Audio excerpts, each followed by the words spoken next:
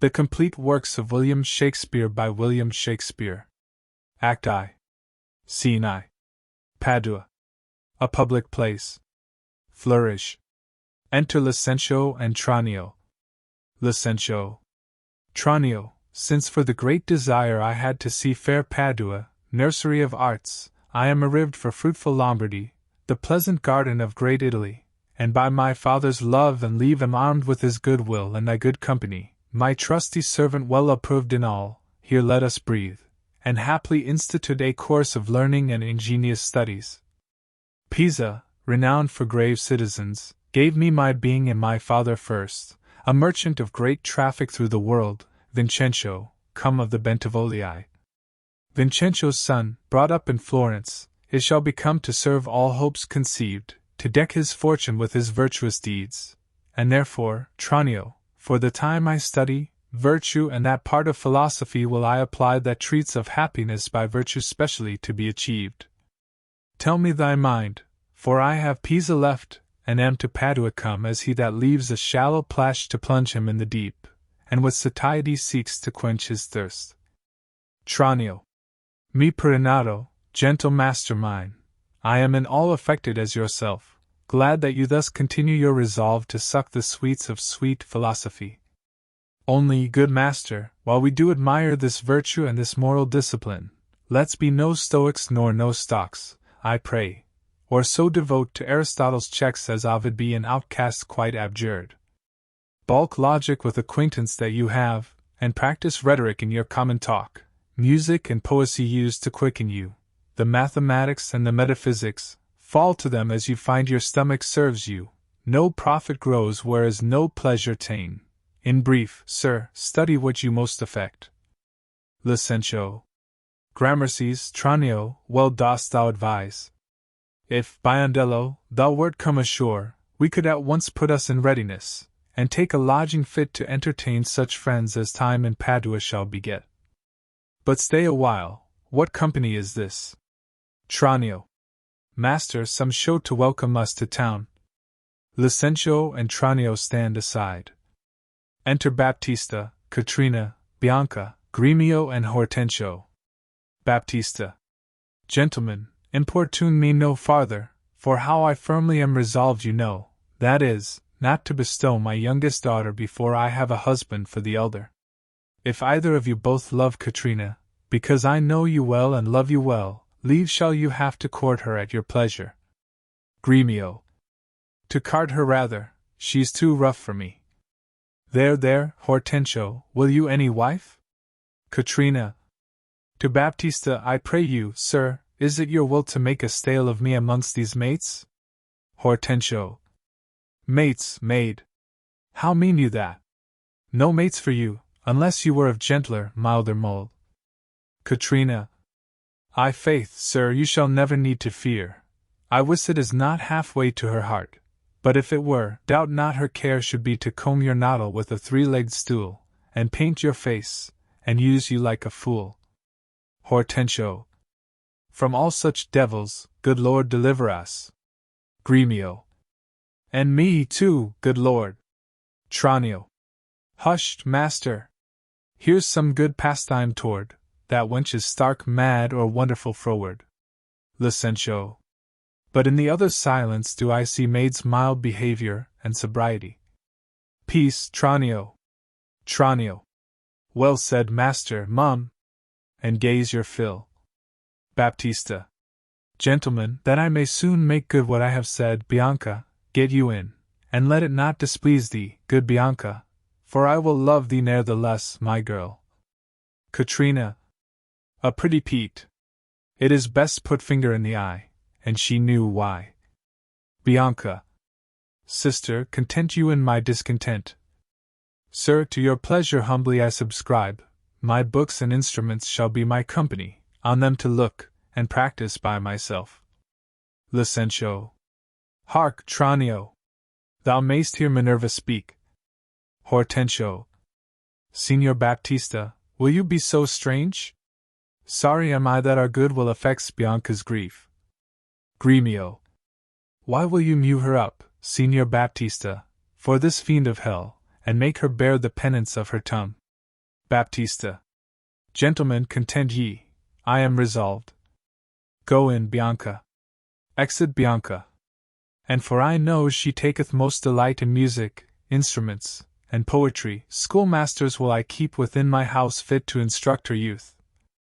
If you, Hortensio, or Signor Gremio, you know any such, prefer them hither, for to cunning men I will be very kind, and liberal to mine own children in good bringing up, and so farewell. Katrina, you may stay, for I have more to commune with Bianca. Exit. Katrina. Why, and I trust one may go too, may I not? What? Shall I be appointed hours, as though, belike, I knew not what to take and what to leave? Ha! Exit. Gremio. You may go to the devil's dam, your gifts are so good here's none will hold you. Their love is not so great, Hortensio, but we may blow our nails together, and fast it fairly out, our cakes dough on both sides. Farewell, yet, for the love I bear my sweet Bianca, if I can by any means light on a fit man to teach her that wherein she delights, I will wish him to her father. Hortensio. So will I, Signor Gremio, but a word I pray. Though the nature of our quarrel yet never brooked parle, know now, upon advice it toucheth us both, that we may yet again have access to our fair mistress, and be happy rivals in Bianca's love, to labor and effect one thing specially. Gremio. What's that, I pray? Hortensio. Marry, sir, to get a husband for her sister. Gremio. A husband?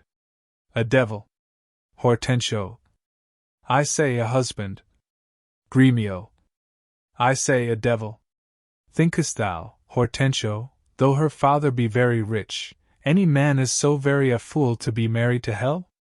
Hortensio. Tush, Gremio.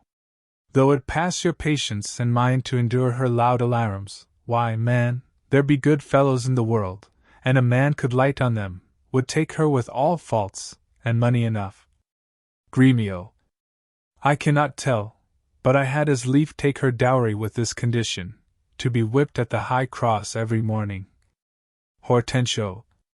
Faith, as you say, there's small choice in rotten apples. But come, since this bar-in-law makes us friends, it shall be so far forth friendly maintained, till by helping Baptista's eldest daughter to a husband, we set his youngest free for a husband, and then have to afresh. Sweet Bianca. Happy man be his dole. He that runs fastest gets the ring. How say you, Signor Gremio? Gremio. I am agreed, and would I had given him the best horse in Padua to begin his wooing, that would thoroughly woo her, wed her, and bed her, and rid the house of her. Come on. Exeunt Gremio and Hortensio. Tranio. I pray, sir, tell me, is it possible that love should of a sudden take such hold? Licentio. O Tranio! Till I found it to be true, I never thought it possible or likely. But see, while idly I stood looking on, I found the effect of love in idleness, and now in plainness do confess to thee, that art to me as secret and as dear as Anna to the Queen of Carthage was. Tranio, I burn, I pine, I perish, Tranio, if I achieve not this young modest girl. Counsel me, Tranio, for I know thou canst, assist me, Tranio, for I know thou wilt. Tranio. Master, it is no time to chide you now, affection is not rated from the heart, if love have touched you, naught remains but so, redime te captum quam quis minimo. Licentio. Gramercies, lad, go forward, this contents, the rest will comfort, for thy counsels sound. Tranio. Master, you looked so longly on the maid. Perhaps you marked not what's the pith of all. Licentio. Oh, yes, I saw sweet beauty in her face, such as the daughter of Agenor had, that made great Jove to humble him to her hand, when with his knees he kissed the Cretan strand. Tranio. Saw you no more? Marked you not how her sister began to scold and raise up such a storm that mortal ears might hardly endure the din? Licentio. Tranio, I saw her coral lips to move, and with her breath she did perfume the air, sacred and sweet was all I saw in her. Tranio. Nay, then, 'tis time to stir him from his trance. I pray, awake, sir, if you love the maid, bend thoughts and wits to achieve her. Thus it stands, her elder sister is so cursed and shrewd, that till the father rid his hands of her, master, your love must live a maid at home, and therefore has he closely mewed her up, because she will not be annoyed with suitors. Licentio. Ah, Tranio, what a cruel father's he! But art thou not advised he took some care to get her cunning schoolmasters to instruct her? Tranio. Ay, marry am I, sir, and now 'tis plotted. Licentio. I have it, Tranio. Tranio. Master, for my hand, both our inventions meet and jump in one. Licentio. Tell me thine first. Tranio. You will be schoolmaster, and undertake the teaching of the maid, that's your device. Licentio. It is, may it be done? Tranio. Not possible, for who shall bear your part and be in Padua here Vincenzo's son, keep house and ply his book, welcome his friends, visit his countrymen, and banquet them? Licentio. Basta, content thee, for I have it full. We have not yet been seen in any house, nor can we be distinguished by our faces for man or master. Then it follows thus. Thou shalt be master, Tranio, in my stead, keep house and port and servants, as I should. I will some other be, some Florentine, some Neapolitan, or meaner man of Pisa. 'Tis hatched, and shall be so, Tranio, at once uncase thee, take my colored hat and cloak. When Biondello comes he waits on thee, but I will charm him first to keep his tongue. They exchange habits, Tranio. So had you need. In brief, sir, sit that your pleasure is, and I am tied to be obedient, for so your father charged me at our parting, be serviceable to my son, quoth he, although I think 'twas in another sense, I am content to be Licentio, because so well I love Licentio. Licentio. Tranio, be so, because Licentio loves, and let me be a slave, to achieve that maid whose sudden sight hath thralled my wounded eye. Enter Biondello. Here comes the rogue. Sirrah, where have you been? Biondello. Where have I been? Nay, how now? Where are you? Master, has my fellow Tranio Estio lend your clothes? Or you stolen his? Or both? Pray, what's the news? Licentio. Sirrah, come hither, 'tis no time to jest, and therefore frame your manners to the time. Your fellow Tranio here, to save my life, puts my apparel and my countenance on, and I for my escape have put on his, for in a quarrel since I came ashore I killed a man, and fear I was descried. Wait you on him, I charge you, as becomes, while I make way from hence to save my life. You understand me? Biondello. Aye, sir. Narrow wit. Licentio. And not a jot of Tranio in your mouth. Tranio is changed to Licentio. Biondello. The better for him, would I were so too. Tranio.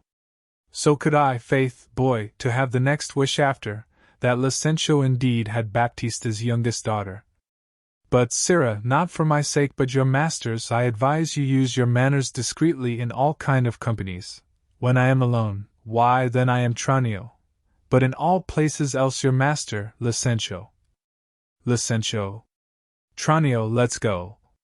One thing more rests, that thyself execute, to make one among these wooers. If thou ask me why, sufficeth my reasons are both good and weighty. Exeunt.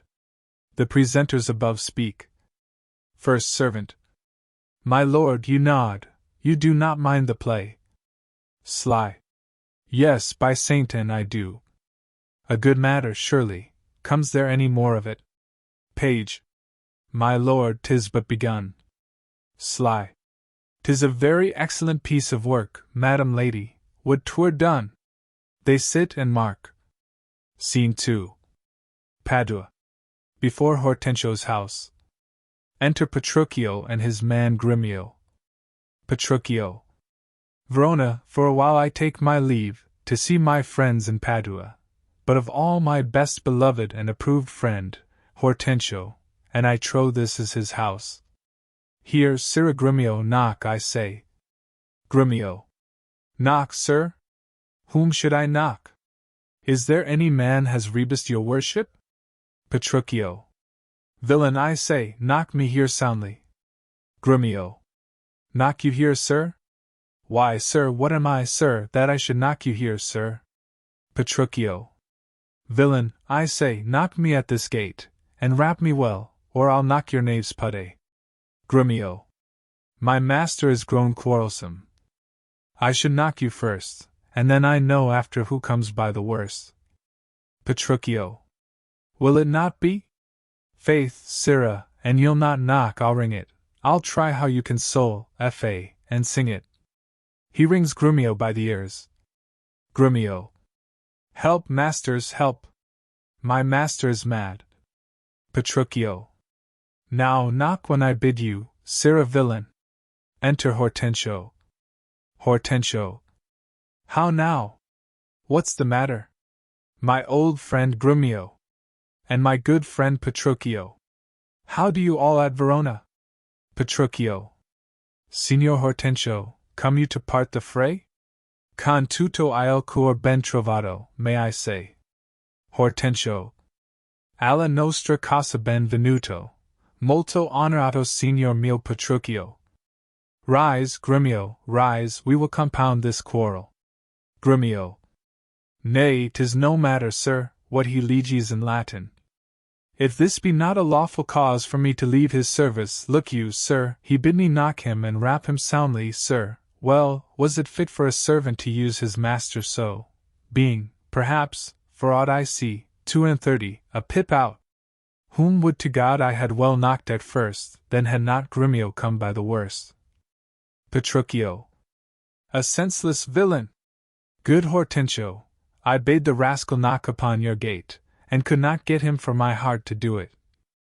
Grumio. Knock at the gate. O heavens! Spake you not these words plain, Sirrah, knock me here, rap me here, knock me well, and knock me soundly? And come you now with knocking at the gate? Petruchio. Sirrah, be gone, or talk not, I advise you. Hortensio. Petruchio, patience. I am Grumio's pledge. Why, this a heavy chance twixt him and you, your ancient, trusty, pleasant servant Grumio. And tell me now, sweet friend, what happy gale blows you to Padua here from old Verona? Petruchio. Such wind as scatters young men through the world to seek their fortunes farther than at home, where small experience grows. But in a few, Signor Hortensio, thus it stands with me, Antonio, my father, is deceased, and I have thrust myself into this maze, haply to wive and thrive as best I may. Crowns in my purse I have, and goods at home, and so am come abroad to see the world. Hortensio. Petruchio, shall I then come roundly to thee and wish thee to a shrewd ill-favoured wife? Thou dost thank me but a little for my counsel, and yet I'll promise thee she shall be rich, and very rich, but art too much my friend, and I'll not wish thee to her. Petruchio. Signor Hortensio, twixt such friends as we few words suffice, and therefore, if thou know one rich enough to be Petruchio's wife, as wealth as burden of my wooing dance, be she as foul as was Florentius' love, as old as Sibyl, and as cursed and shrewd as Socrates' Xantippe, or a worse, she moves me not, or not removes, at least, affection's edge in me, were she as rough as are the swelling Adriatic seas. I come to wive it wealthily in Padua, if wealthily, then happily in Padua. Grumio. Nay, look you, sir, he tells you flatly what his mind is, why, give him gold then. I do hope good days and long to see. Grumio. O sir, such a life, with such a wife, were strange. But if you have a stomach, to the God's name, you shall have me assisting you in all. But will you woo this wild cat? Petruchio. Will I live? Grumio. Will he woo her? Aye, or I'll hang her. Petruchio. Why came I hither but to that intent? Think you a little din can daunt mine ears? Have I not in my time heard lions roar? Have I not heard the sea, puffed up with winds, rage like an angry boar chafed with sweat? Have I not heard great ordnance in the field, and heaven's artillery thunder in the skies? Have I not in a pitched battle heard loud larums, neighing steeds, and trumpets clang? And do you tell me of a woman's tongue, that gives not half so great a blow to hear as will a chestnut in a farmer's fire? Tush, tush! Fear boys with bugs. Grumio. Aside, for he fears none. Gremio. Hortensio, hark, this gentleman is happily arrived, my mind presumes, for his own good and yours. Hortensio. I promise we would be contributors, and bear his charge of wooing, whatsoever. Gremio. And so we will, provided that he win her. Grumio. I would I were as sure of a good dinner. Enter Tranio brave, and Biondello. Tranio. Gentlemen, God save you. If I may be bold, tell me, I beseech you, which is the readiest way to the house of Signor Baptista Minola? Biondello. He that has the 2 fair daughters, is he you mean? Tranio. Even he, Biondello. Gremio. Hark you, sir, you mean not her to Tranio. Perhaps him and her, sir, what have you to do? Petruchio. Not her that chides, sir, at any hand I pray. Tranio. I love no chiders, sir. Biondello, let's away. Licentio. Aside, well begun, Tranio. Hortensio. Sir, a word ere you go. Are you a suitor to the maid you talk of, yea or no? Tranio. And if I be, sir, is it any offence? Gremio. No, if without more words you will get you hence. Tranio. Why, sir, I pray, are not the streets as free for me as for you? Gremio. But so is not she. Tranio. For what reason, I beseech you? Gremio. For this reason, if you'll know, that she's the choice love of Signor Gremio. Hortensio. That she's the chosen of Signor Hortensio. Tranio. Softly, my masters. If you be gentlemen, do me this right, hear me with patience. Baptista is a noble gentleman, to whom my father is not all unknown, and were his daughter fairer than she is, she may more suitors have, and me for one. Fair Lida's daughter had 1,000 wooers. Then well one more may fair Bianca have, and so she shall, Licentio shall make one, though Paris came in hope to speed alone. Gremio. What, this gentleman will outtalk us all. Licentio. Sir, give him head, I know he'll prove a jade. Petruchio. Hortensio, to what end are all these words? Hortensio. Sir, let me be so bold as ask you, did you yet ever see Baptista's daughter? Tranio. No, sir, but here I do that he hath 2, the one as famous for a scolding tongue as is the other for beauteous modesty. Petruchio. Sir, the first for me, let her go by. Gremio. Yea, leave that labor to great Hercules, and let it be more than Alcides 12. Petruchio. Sir, understand you this of me, in sooth, the youngest daughter, whom you hearken for, her father keeps from all access of suitors, and will not promise her to any man until the elder sister first be wed, the younger then is free, and not before. Tranio. If it be so, sir, that you are the man must stead us all, and me amongst the rest, and if you break the ice, and do this feat, achieve the elder, set the younger free for our access, whose hap shall be to have her will not so graceless be to be ingrate. Hortensio. Sir, you say well, and well you do conceive, and since you do profess to be a suitor, you must, as we do, gratify this gentleman, to whom we all rest generally beholding. Tranio. Sir, I shall not be slack, in sign whereof, please you we may contrive this afternoon, and quaff carouses to our mistress' health, and do as adversaries do in law, strive mightily, but eat and drink as friends. Grumio, Biondello. O excellent motion! Fellows, let's be gone. Hortensio. The motion's good indeed, and be it so, Petruchio, I shall be your Benvenuto. Exeunt.